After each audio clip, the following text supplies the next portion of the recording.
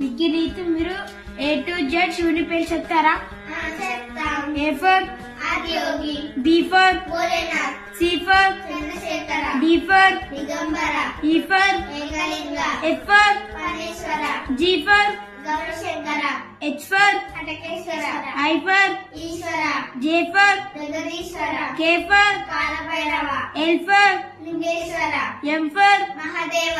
N for Neelakantha, O for Omkareshwara, P for Parameshwara, Q for Shivaswami, R for Rameshwara, S for Sadashiva Shankara, T for త్రియంబక, U for Umapathi, B for Viswanatha, W for వామనేశ్వర, X for